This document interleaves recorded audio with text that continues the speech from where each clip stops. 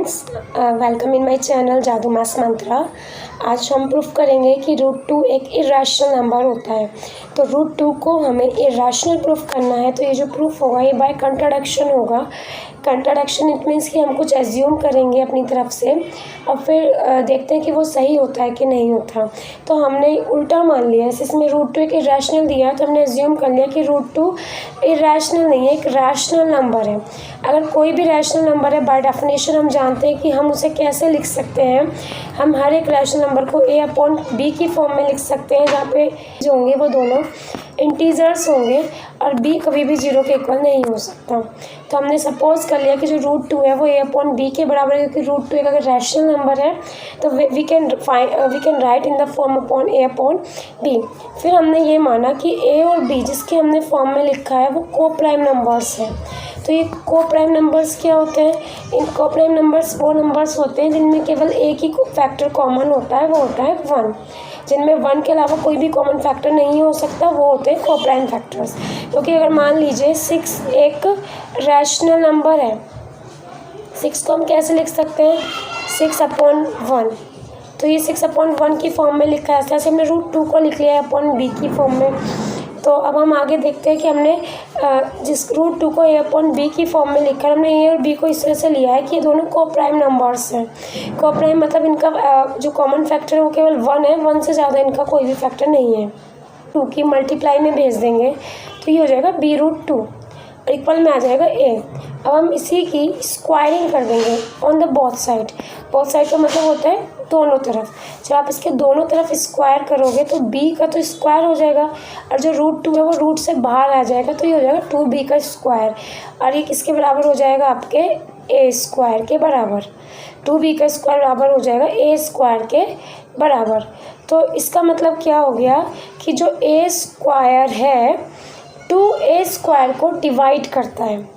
अगर हमारा फॉर्म ऐसे आ गया 2b² = a², इसका डायरेक्टली मीन्स होता है कि 2 / a²।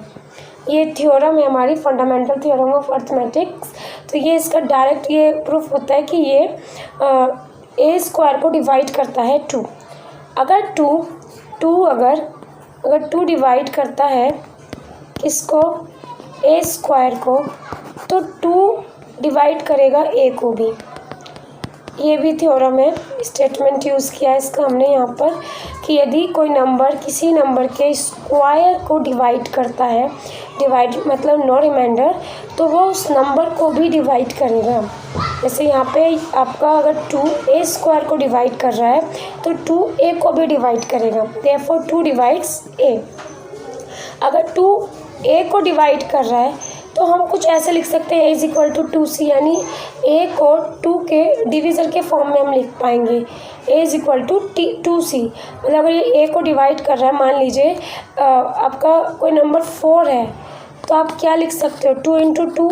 तो ये आपका ये वाला 2 है और ये आपका इस टाइम पे c है और ये आपका यहाँ पर a है।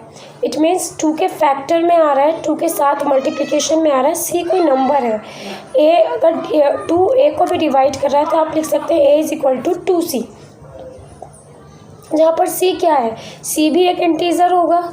हम पहले से ही मान रहे हैं कि हमारे पास कौन सी इक्वेशन आ चुकी है, 2b² = a²। और हमने यहाँ पे क्या निकाल दिया? a की वैल्यू हमने निकाल दी 2c। a की वैल्यू हमने निकाल दी 2c। अगर हम ये a = 2c इस वाले a में रखेंगे तो पहले तो हमें a² निकालना पड़ेगा। तो a² की वैल्यू हो जाएगी किसके बराबर? 4c के बराबर। इट मीन्स 2b² बराबर हो जाएगा 4c के बराबर। क्यों?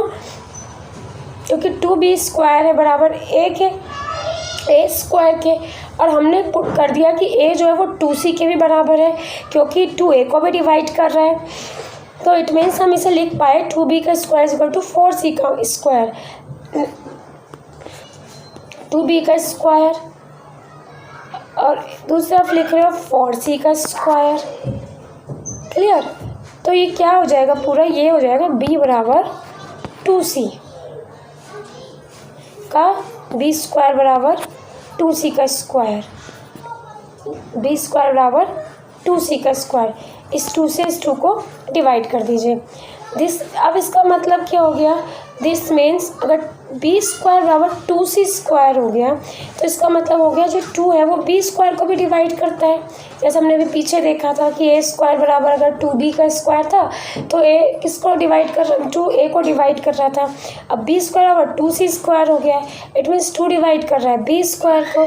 अगर 2 बी स्क्वायर को डिवाइड करेगा तो 2 डिवाइड करेगा बी को भी। सेम जैसा भी हमने पीछे देखा कि यदि कोई नंबर किसी के स्क्वायर को डिवाइड करता है तो वो एग्जैक्टली उस नंबर को भी डिवाइड करेगा। देयरफॉर ए एंड बी का देखो, अभी पीछे 2 डिवाइड किसको कर रहा था, ए को कर रहा था, और अब हमने यहाँ पे देखा कि 2 बी को भी डिवाइड कर रहा है।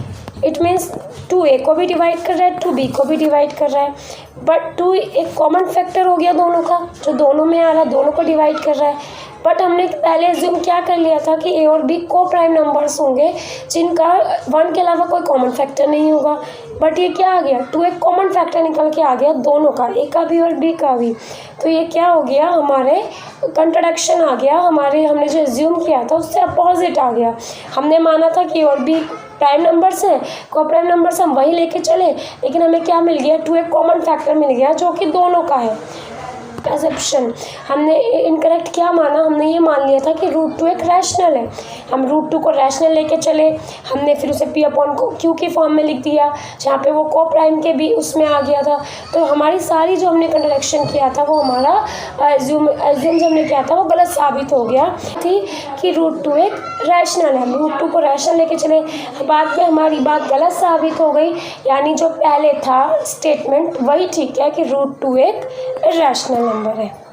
Okay, thank you class.